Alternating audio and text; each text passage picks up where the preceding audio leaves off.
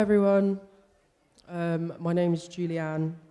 I just want to say I'm very, very privileged to be here and to share this stage with so many talented people. And yeah, that was very moving. So hopefully I don't cry while I do this. So this first poem is called Mad World, and I think that title is pretty self-explanatory. This world, a wound impossibly vibrant. This mad world, a feast laid out on fault lines. Everything demands a song, everything demands indictment. We flinch, desperate for shelter from the storm of sensitivity, even when feeling is the only honest wage paid for living. Where then do we root this rage? In what cracked earth can it bloom? They preach love, a thin salve for the infection. They hawk empathy while polishing the bars of the cage. Always more is needed, they insist, always more. More than empty hands can conjure, more than broken backs can bear, so we learn endurance.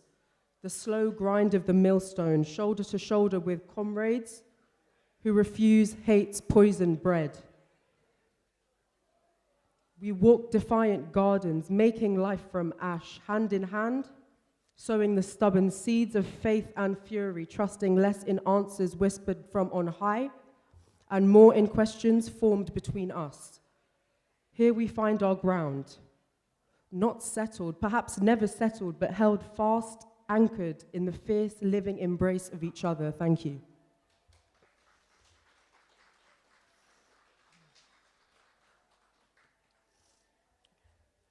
So this one is called Start a Business. It's about revolutionary rest and hustle culture, and everyone's answer to every ill is to start a business, apparently. We were born to breathe, not to bleed, yet they measure our worth in sweat equity, in the ceaseless hum of doing, until the marrow of our bones whisper insurrection. But you should try and start a business, they say. Shame, that old familiar weapon, hangs heavy on the brow. It's a mark of the unproductive. To pause. Taking time to gather the fragments of ourselves is deemed a transgression, a hearsay against capitalism's clock. They strip us bare, these efficiency mongers, leaving us raw, exposed to their greed. Our bodies, battlegrounds where exhaustion wages war, our spirits parched in the desert of their demands. But I tell you, rest is not a luxury, it is a rebellion. To reclaim the night, to honor the slow pulse of our being, is to dismantle their machinery of control.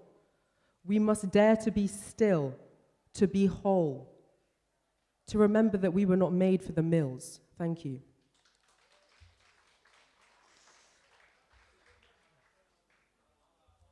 Okay, this is called Comfort's Chain. The screen glows, a pale fire in the dimness of their days, another scroll, another swipe, so many missing truths. Fixated on curated feed where suffering's been made a trend, a carpet-bombed Gaza made digestible, my friend, prettified AI reposts in softened hues of rubble, blood, and fear. So sensitive the horror, there's no tragedy here. Genocide to accompany your breakfast, lunch, and tea, while privilege shields them from what is to be. Like black squares silently filling empty space on pristine Instagram walls. A hashtag's wait, a hollow vow, and then back to brunch and bliss. The revolution neatly framed and fleeting. The world burns a fractured map where justice wears a chain and human cries from shattered throats echo in the rain, from Congo's mines to Palestine's dust. The struggle's all the same, a web of power spun so tight. So this comfort, this distance, this turning of the head, this curated blindness to the mountains of the dead, will you side with power too cowardly to leap? Or will you side with justice where the wretched masses weep?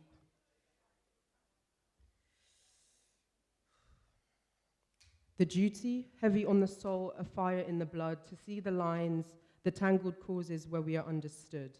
For their liberation is our own. The circle must be whole. The broken chains on any wrist diminish every soul. Thank you.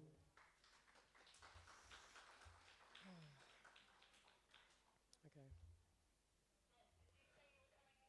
So this is called The Way Your Lips Adorn Their Language. And it's about the tribulations immigrant parents have with language.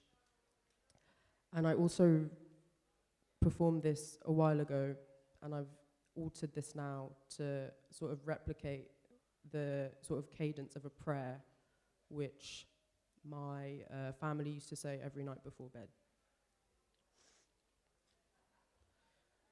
From whence you rise, a brilliance does ignite, so ardence fills lesser souls with fright, who from that source derive no kindred spark, your mother tongue with which your accents arc. They cannot speak its cadence, rich and deep, while yours with native grace its secrets keep. With gentle strength, your cultures intertwined, upon your shoulders twin-bore burdens bind. Two countries' weights you carry in your stride, through alien words like poison's arrows glide. And they taunt the way the second language lies. Your head remains unbowed and your spirit flies. You wear your words with power and majesty, though on a foreign tongue they bloom. And cleave the seas and continents divide. In the soul your roots have grown and thrived, a testament to strength, a will to be. You have built a home where others could not see. A future forged, a victory hard won. Your ancestors rejoice for what you have done and what you are. A tapestry so bold. At how you shape their tongue, their hearts grow cold. Thank you. So this is my final poem.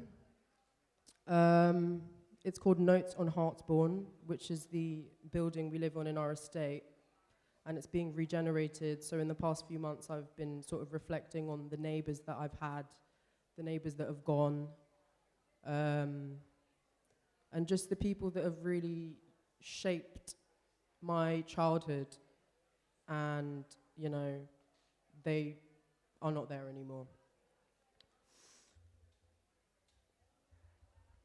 Next door, Blue Door, lived an old Jewish man and his son's rally mountain bike.